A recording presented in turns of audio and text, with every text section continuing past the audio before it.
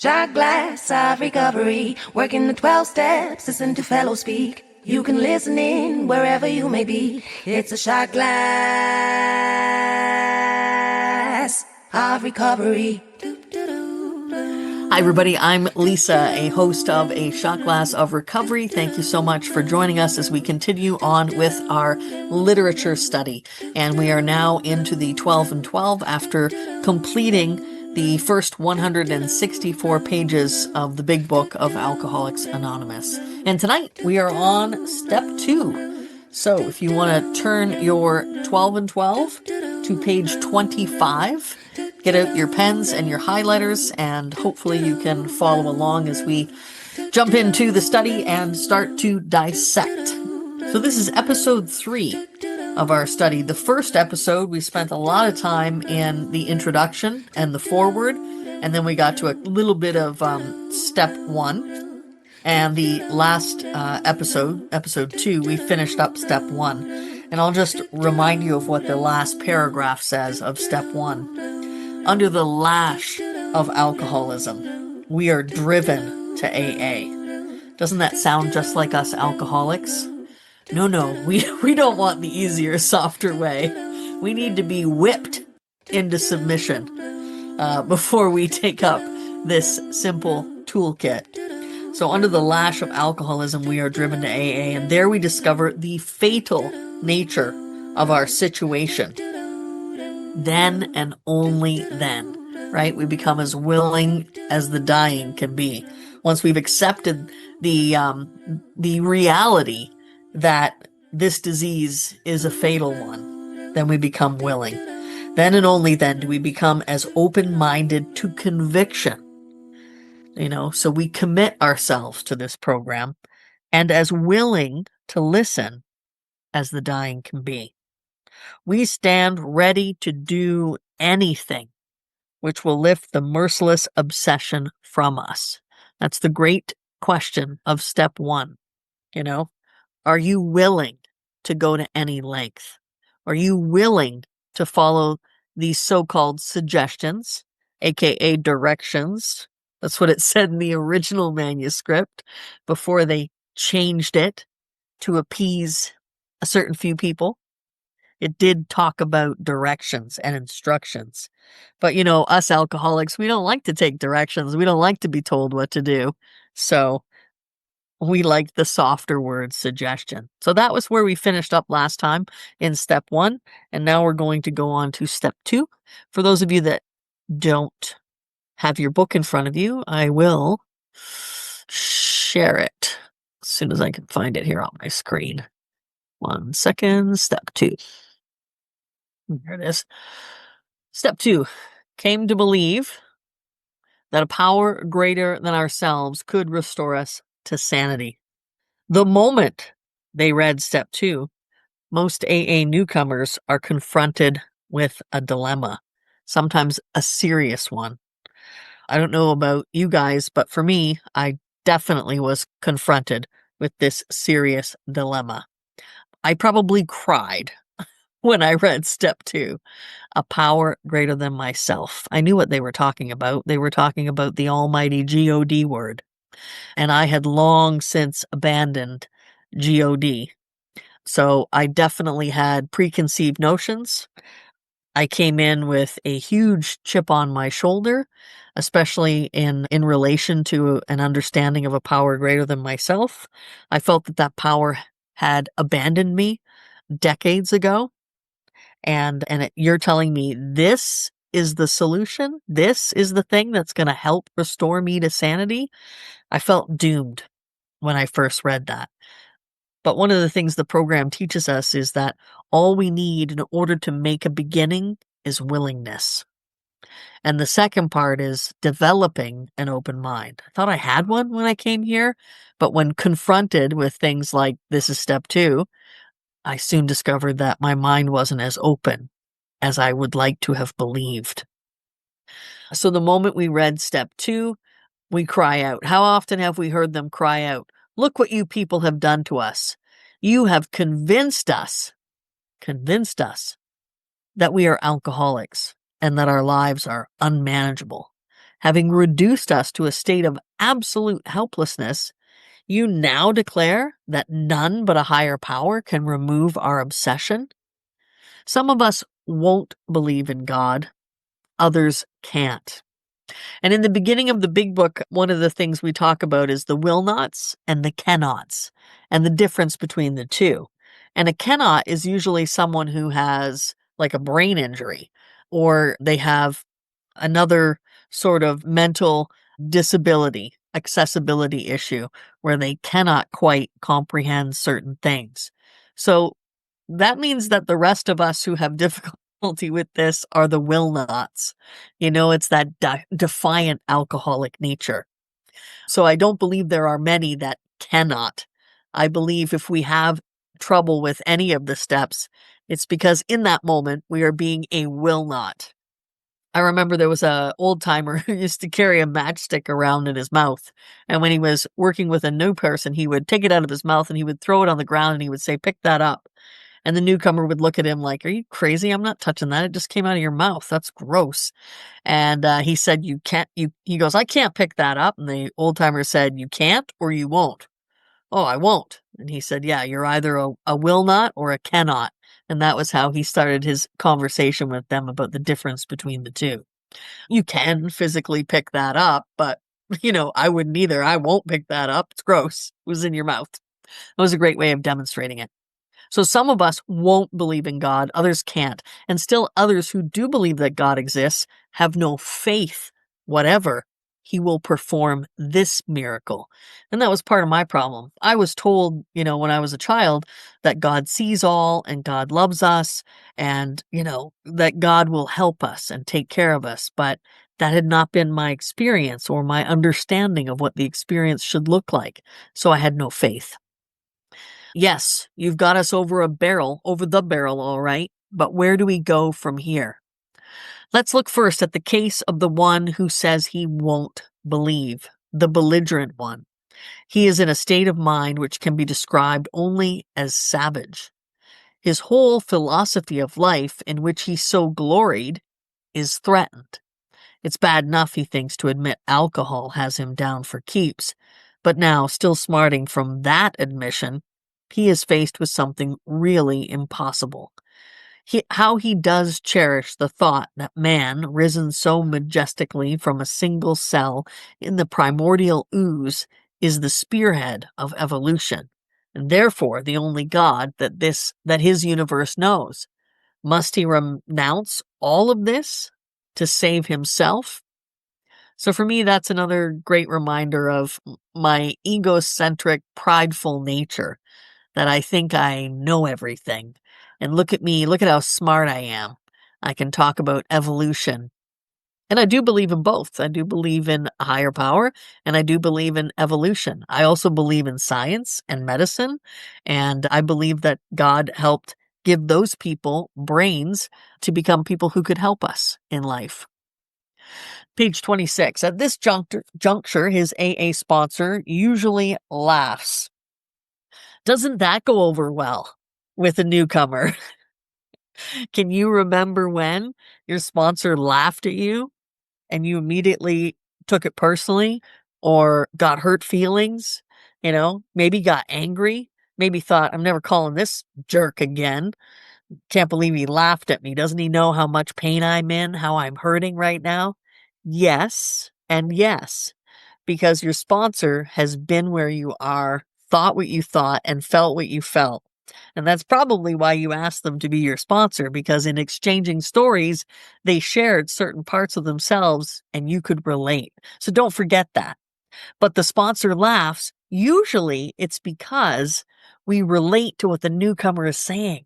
It's a remember when moment. That's what it is for me. When I laugh when someone's telling me a situation, I'm not laughing at them. I'm laughing at, wow, isn't it crazy how we have the same experience? Different people, different backgrounds, different walks of life, but yet we're all alcoholic. And that's the thing that binds us. But this, the newcomer thinks, is just about the last straw. This is the beginning of the end. And so it is. the beginning of the end of his old life and the beginning of his emergence into a new one. His sponsor probably says, "Take it easy. The hoop you have to jump through is a lot wider than you think. At least I've found it so." So what's happening there in that moment is one person relating of their experience to another. So did a friend of mine who was a one-time vice president, that's a mouthful, a one-time vice president of the American Atheist Society. But he got through with room to spare. So not only does this person have a personal experience, but they know somebody who so much they didn't believe in God, they were actually an atheist.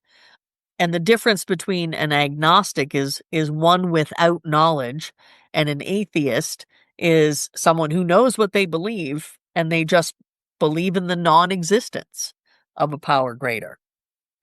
All right, let's see. I'll stop here and see if anyone has anything to share before I continue on. I don't see. If you want to share, please raise your hand and I'll call on you. Chris, come on in. Thanks. Hey, so I'm an alcoholic. My name's Chris, and I'm loving living this way. Yes.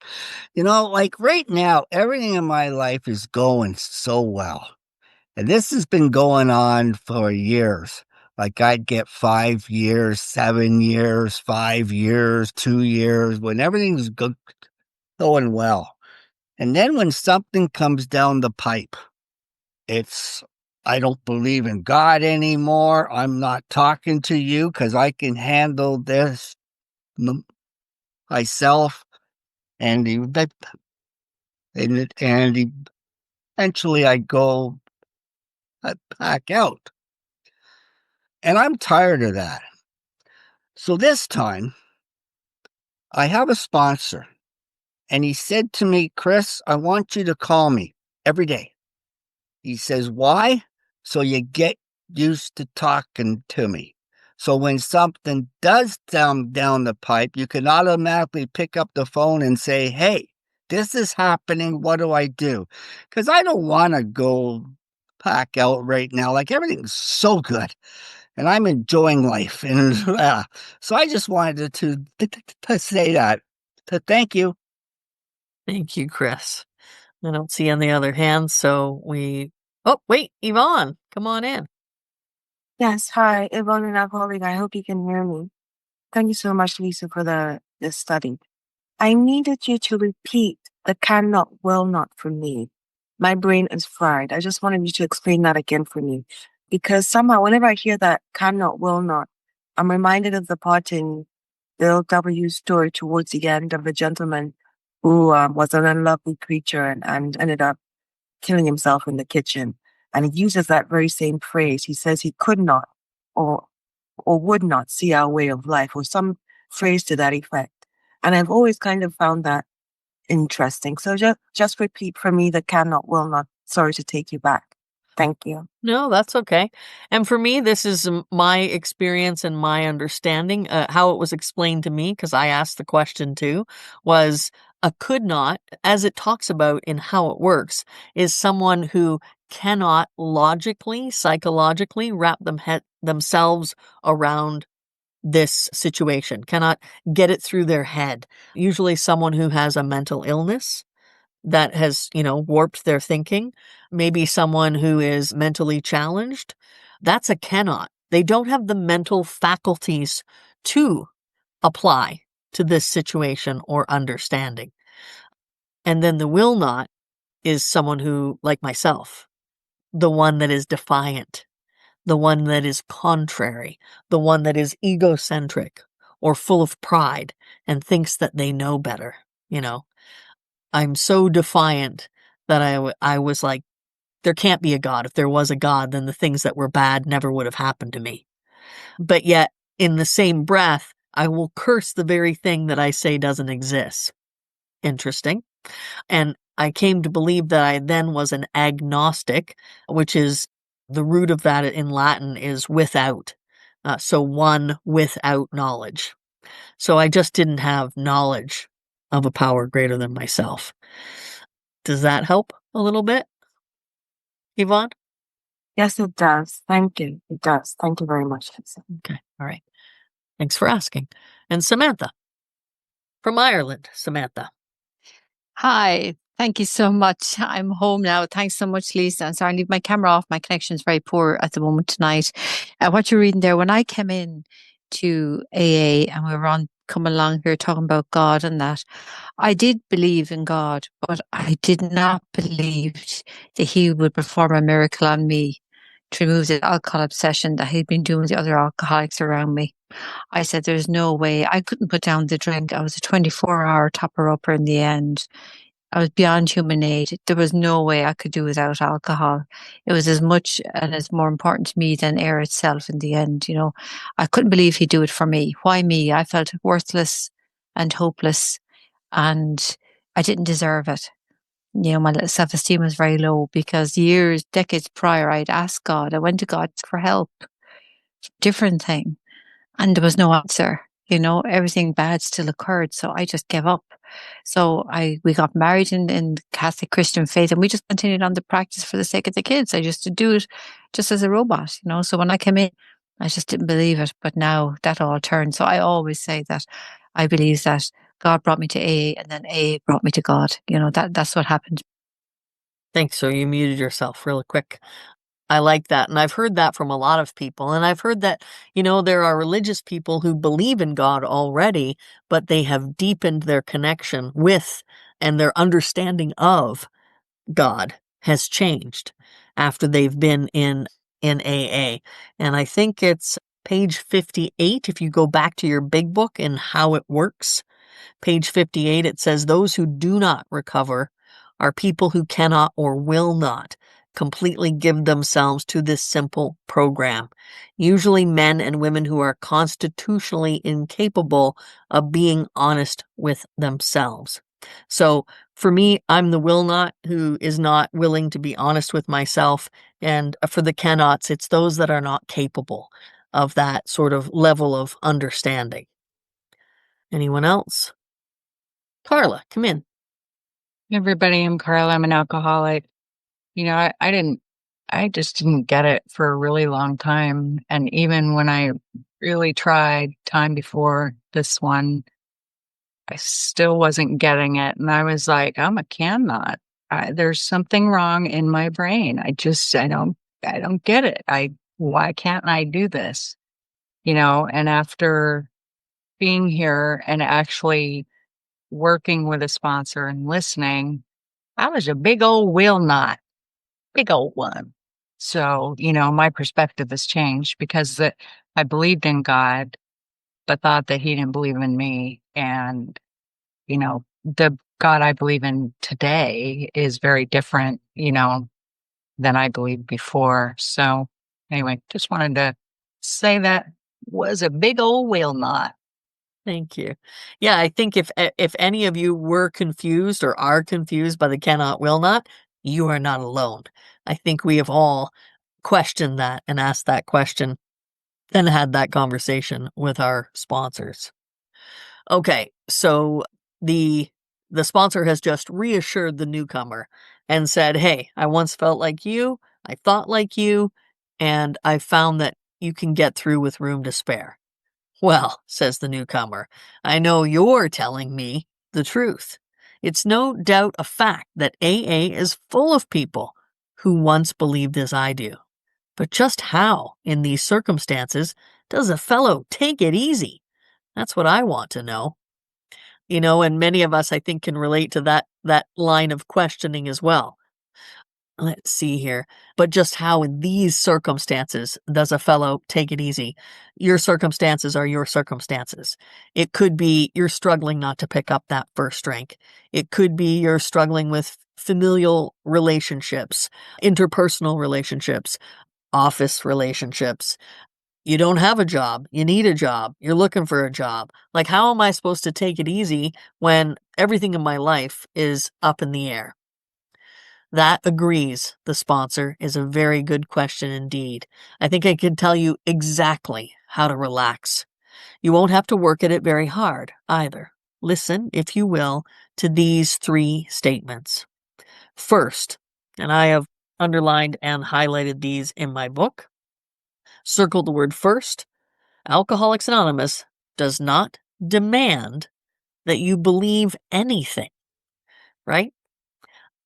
And I'm going to pause there for a second, another sort of personal story. I've had sponsees come to me maybe after a relapse.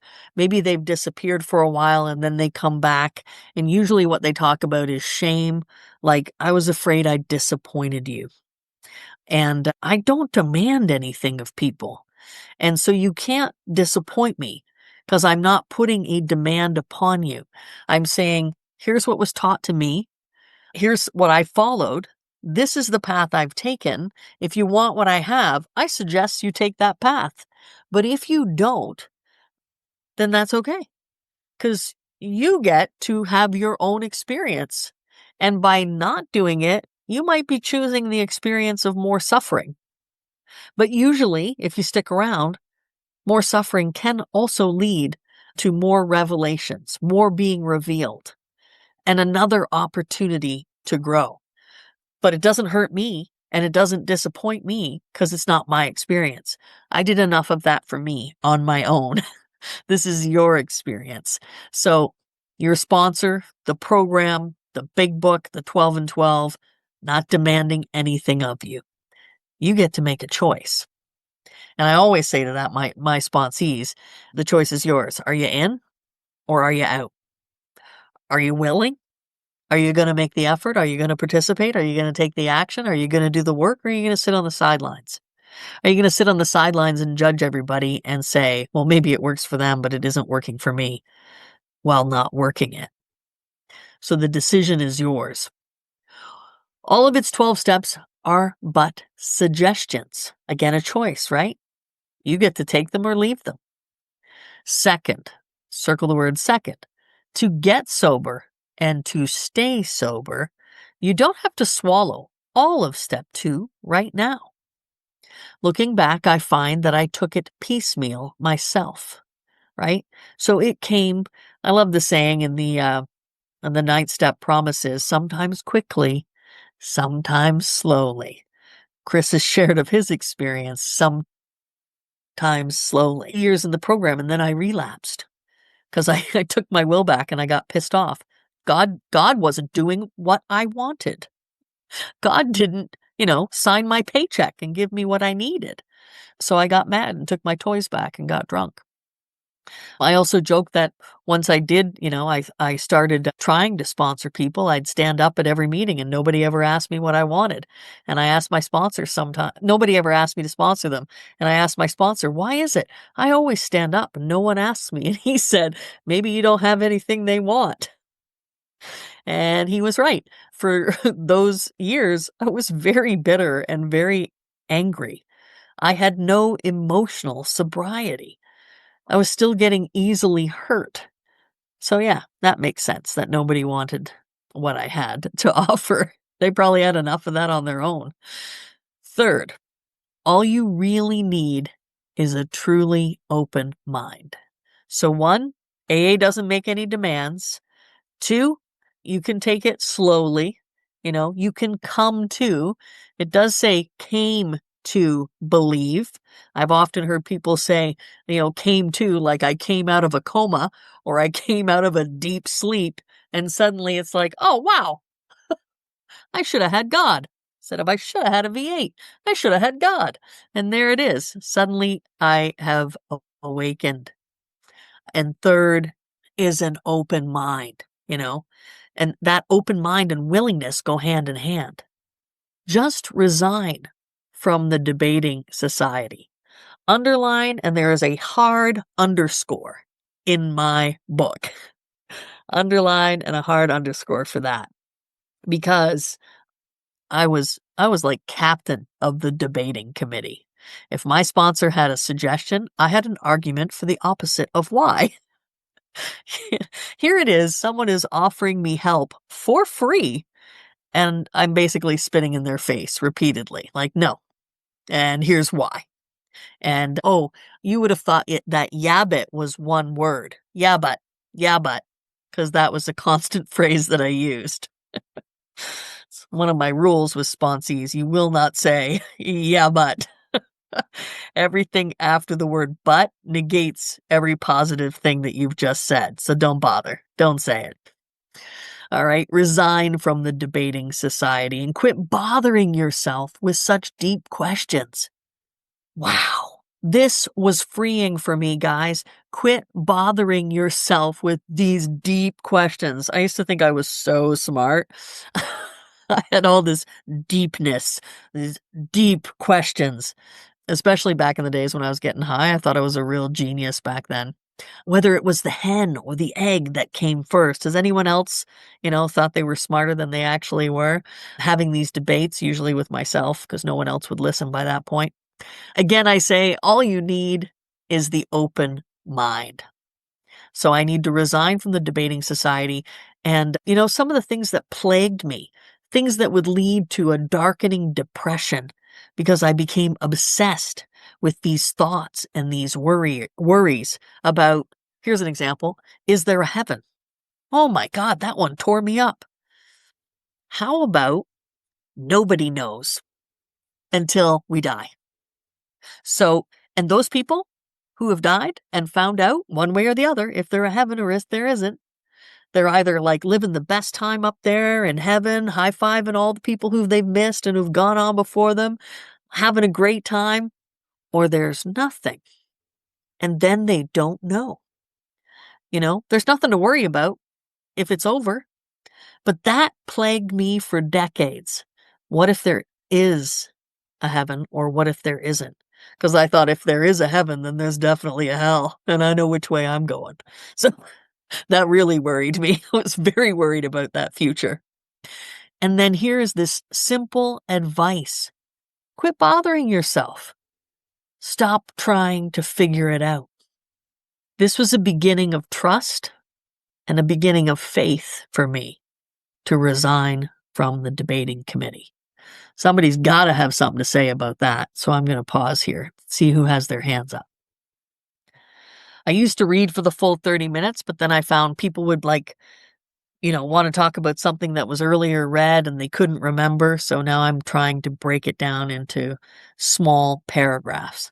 Does anyone have anything they want to say about that? I'll let you read over the paragraph again yourself. All right, no master debaters here. Okay. I said master debater, Tiffany. Dirty. Stop laughing. Okay.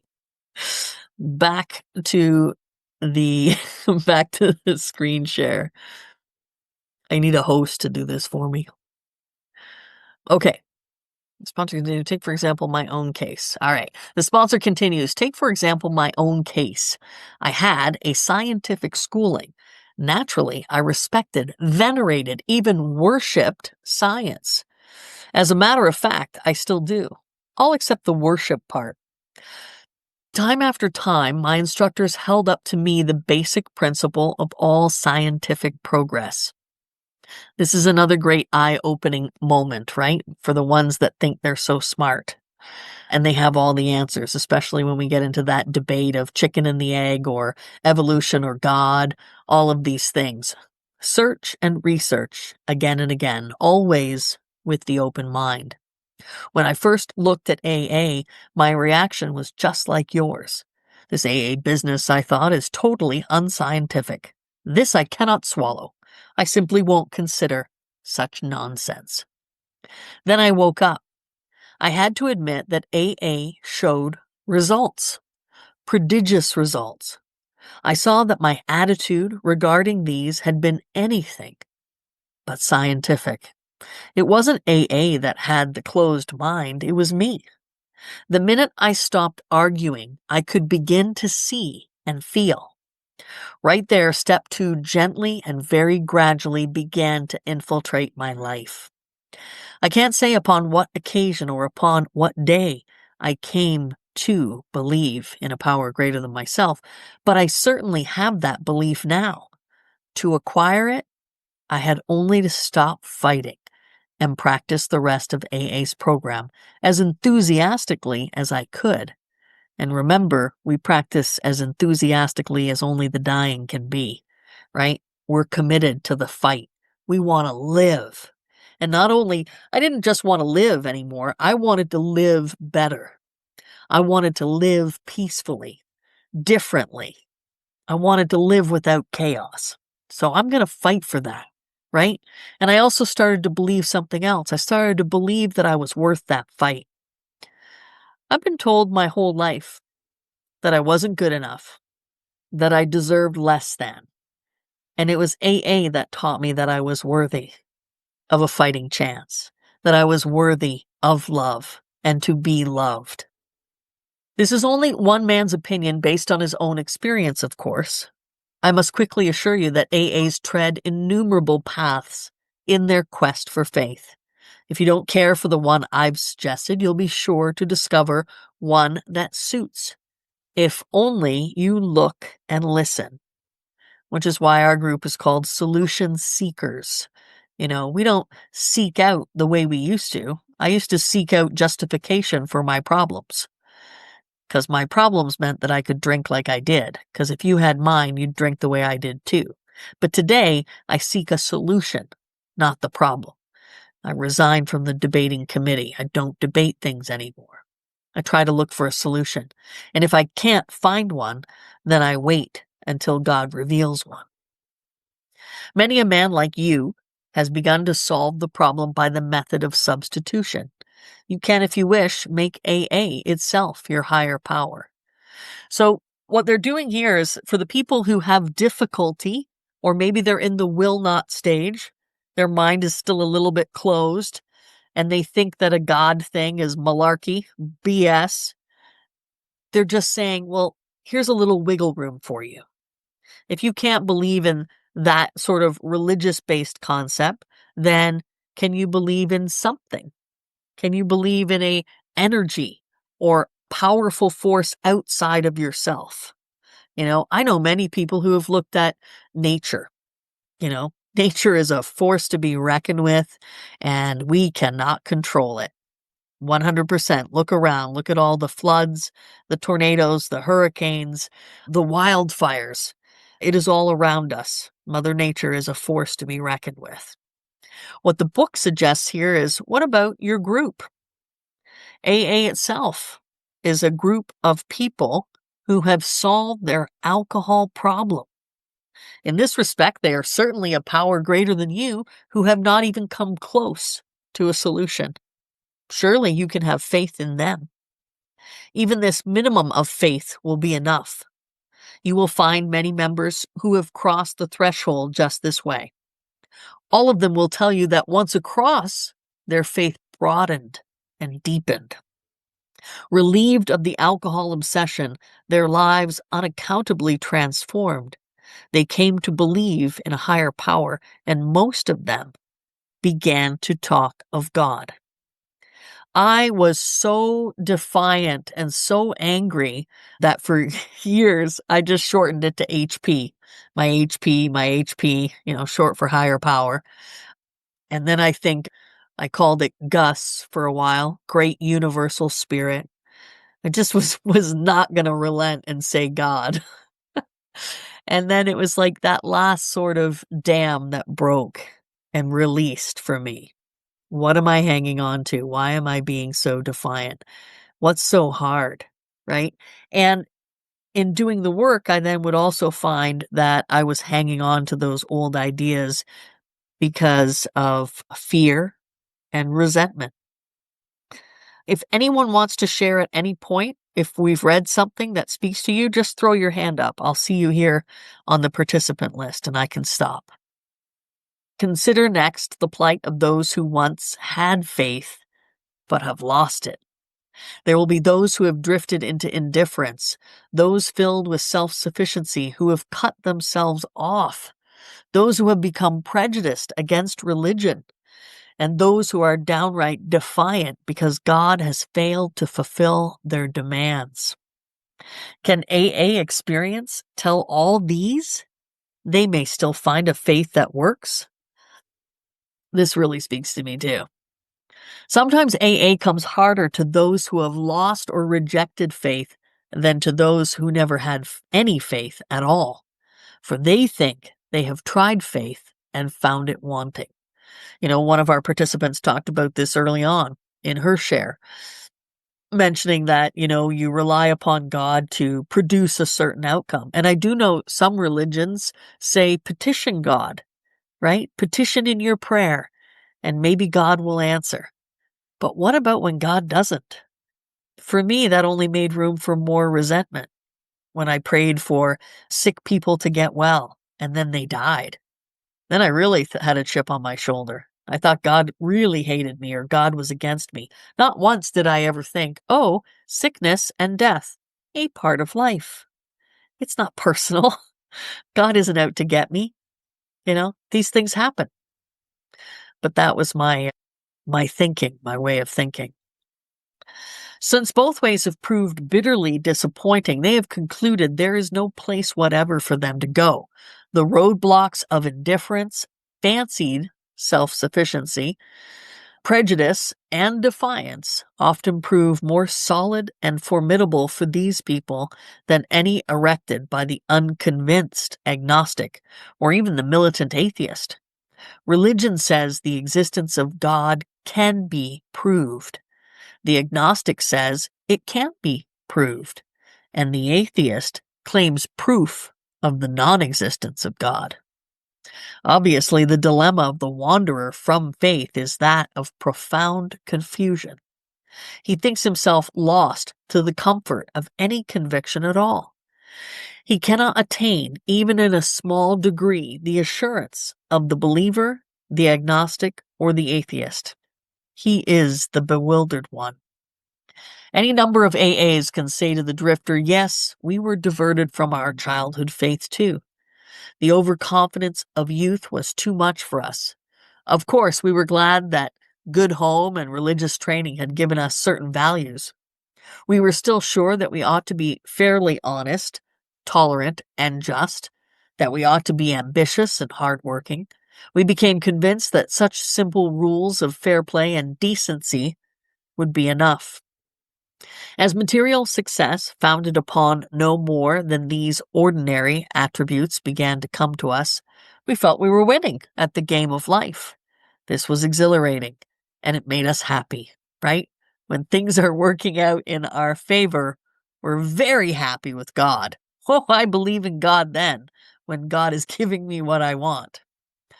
Why should we be bothered with theological abstractions and religious duties, or with the state of our souls here or hereafter? Do you want me to pause there, Chris? Yeah, go ahead. Thanks, Asa, alcoholic. Hi, Chris. I was raised in the Catholic Church, and my dad was the poobah of the Knights of Columbus.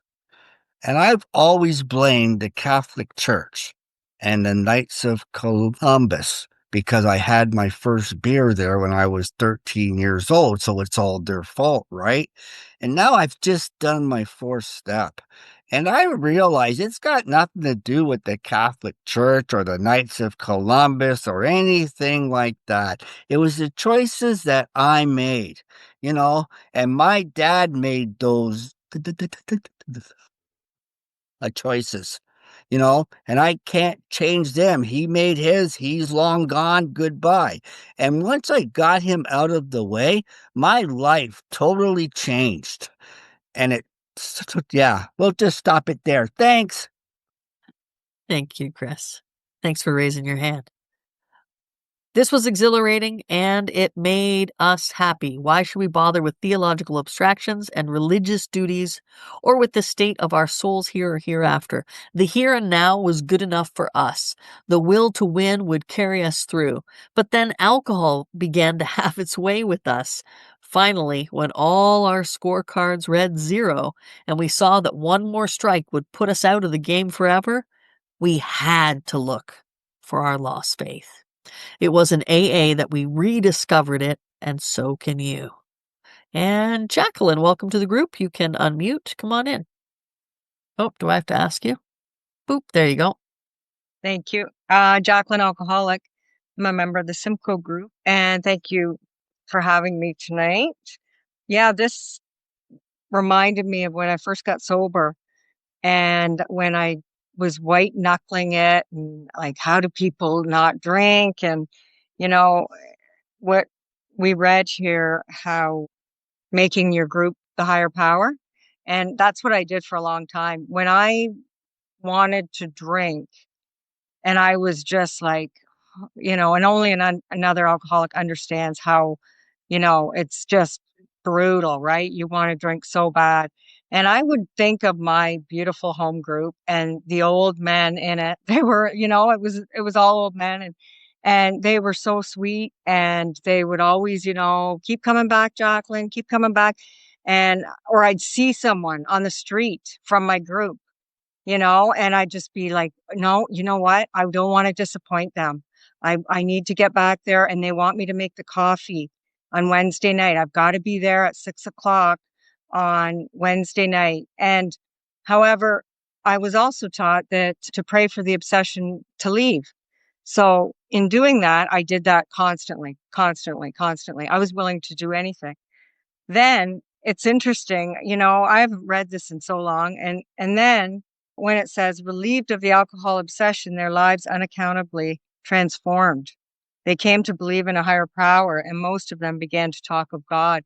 And I do recall the time that I couldn't believe I was on my way to a meeting on a Friday night. And between the time of, like, I worked till 5 and the meeting was at 8, and I would be, just sitting on my hands. I just couldn't wait to get to that meeting. And I was driving to the meeting. It was in Port Dover. I live in Simcoe. It was in Port Dover, and I had to turn. And I remember just before that turn, I thought, oh my God, I have not thought of a drink today. It's a miracle. It's an absolute miracle. It does work. There is a God, because I prayed that. And so it's just interesting reading this again and just being so grateful. So anyway, I just thought I'd share that. Thank you so much. Thank you so much. I'm glad you spoke up on your first time here with us. Welcome. I hope you continue to come. Anyone else? There we go. Hi, everybody. Again, Samantha here in Ireland, most definitely an alcoholic. There's my one line. It was an A that we rediscovered it. That is true for me. That is where I came back to my faith, and a stronger, a deeper faith. And, I belong to a church and born into it where, there's a lot of historical abuse and all sorts of things still going on to this day. And I was with my parents this evening. I was on my way to the meeting back home here, and I looked at two of them who grew up in that era, and they're still clinging to their faith. They're able to separate the man from God, that all these men and women involved in the church and whatever are just people. The human, they make mistakes. That's it. But it's not, God is different. And just looking at my parents being able to separate the two is a major thing for me. And I do the same with AA.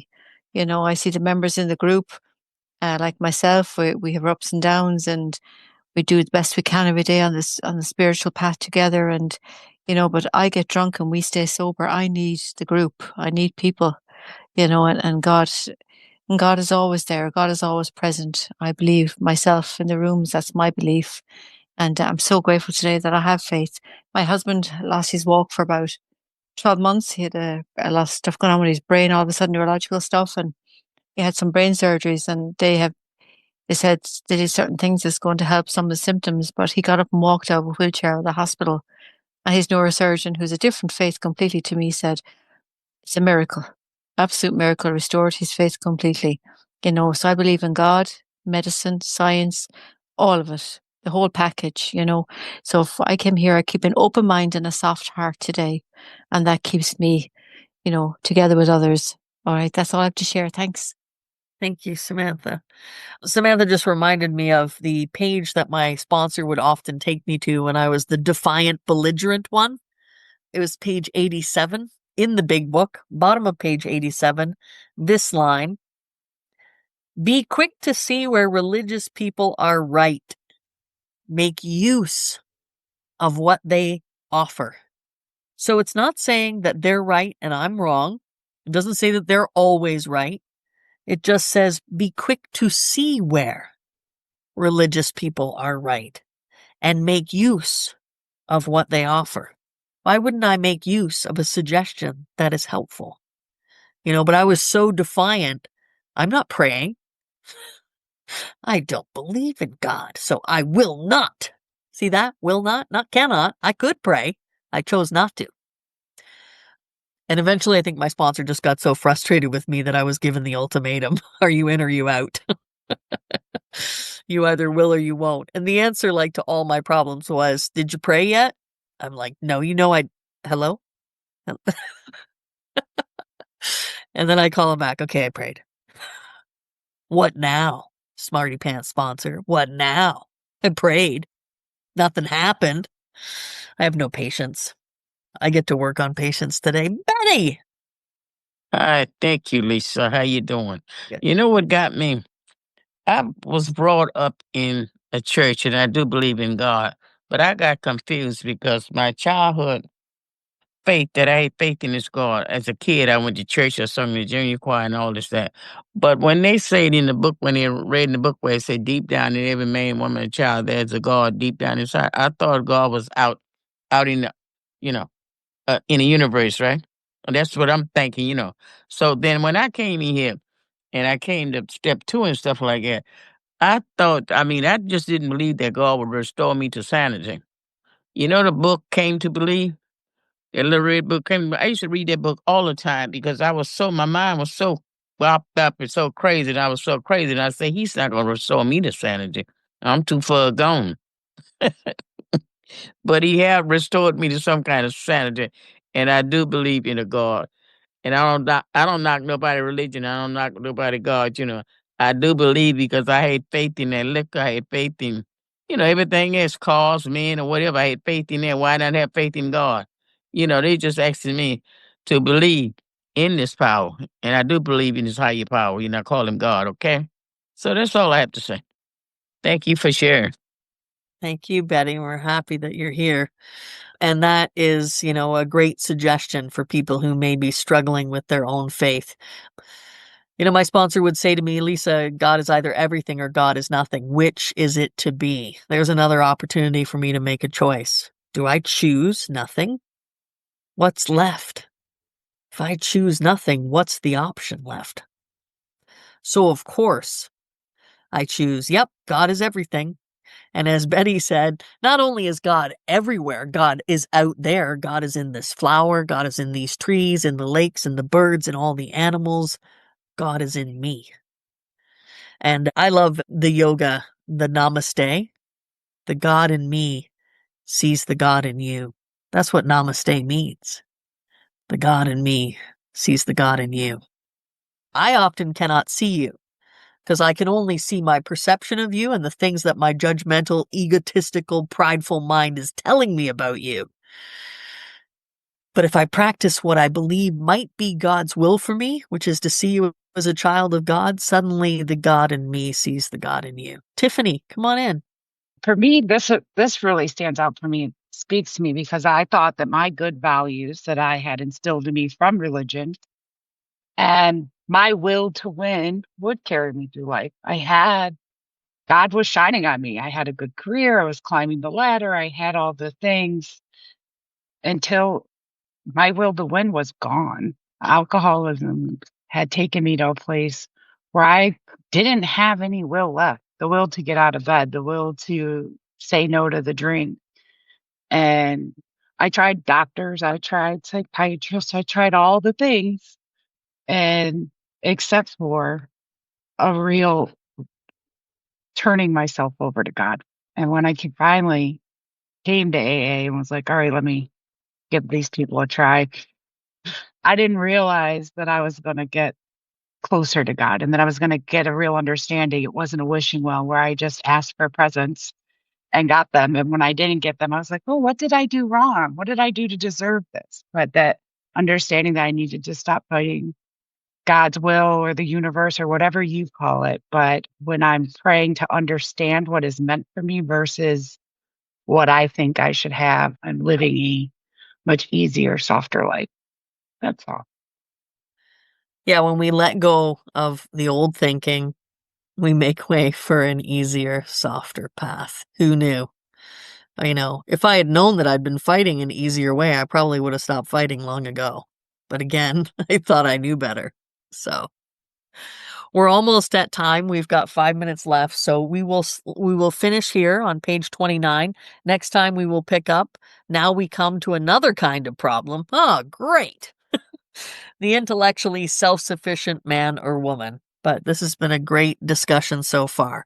Does anyone else want to say anything about the God of their understanding? And isn't this wonderful that AA was so advanced? I mean, really, when you think of it, back then, our whole concept of this program actually came from a religious movement, right? But they knew alcoholics, thick-skinned and thick-minded, thick-headed, would be defiant about that. So let's just level the playing field and make it a power greater than yourself, a God of your own understanding. And that way it opens it up to everyone, religious, non-religious, non-believers, maybe a chance to be a believer. And I was in a meeting today in Iran where I had a translator. And so like every second sentence, I had to pause and wait for them to translate. And we would probably most definitely come from different faiths and have two different versions of the God of our understanding. But they welcomed me. I'm also a member of the LGBTQ community. And, one of our advisories is don't travel to Iran because they put people to death for being you. But they welcomed me. They listened to me. And then they had an hour of questions afterwards, which totally blew my mind. But they were all questions about faith, the program. So it was just amazing. This program is such a unifying force. Belle, come on in. Hey, thanks, Lisa. I just wanted to, there was a comment you made a few minutes ago that just struck a chord with me, and that was either God is everything or nothing. And that's something over the last several months that I've had to, consider and decide for myself. The God of my understanding, as you said, is probably different than someone else's, but I had to begin my own journey, and how that looked for me was different than others. And some people have kind of pushed back on me for that, but I have to live my life with my journey. And that is what is just keeping me from not just crashing and drinking heavily at all like I used to. I'm back in, I had almost 2.5 years, but over the last few weeks, I had one day where I had one drink, and had it not been for the God of my understanding, I would have continued on drinking more. And so, it's been revolutionary for me to finally get that concept. So thanks for letting me share. Thank you, Belle. We're glad you're back. And one of the other things I wanted to say is that because of the religious thing, and we all have different names for it, right? One religion might call it this, another religion might have a different name for it. But I do believe that it is the same. And I think that's what unifies us, and that this whole concept of a higher power and a God of our understanding is very unifying. We're not here to debate. There's no you're right, I'm wrong. We all believe in something, and that is enough. And we've made a beginning. So thank you so much for being part of the study today, and we will leave it there, and we'll close out with the serenity prayer. And you can all unmute yourselves. Love and tolerance is our code. You're right, Samantha. Love and tolerance, and I like to think respect. We don't have to agree with each other, but we certainly don't have to argue or tell each other you're wrong and I'm right. So let's close with the serenity prayer as we think about the still suffering alcoholics, those who have not yet found a way out of suffering and chaos. God, grant us the serenity to accept the things we cannot change, courage to change the things we can, Wisdom to know that your will, not mine, be done. Thank you all so much. Namaste. Well, there you have it, the second edition now to the 12 Steps and 12 Traditions. Thank you to everybody who has showed up and supported this show just by attending the meetings and participating. And thank you to those who can make a contribution to help pay for the platform costs and production of the show. I appreciate it. It's not required, but if you want to make a donation, it's paypal.me/a shot glass of recovery. Every little bit helps. $1, $2, $10, whatever you can make is always appreciated. Once again, thanks for joining me on Shot glass of recovery.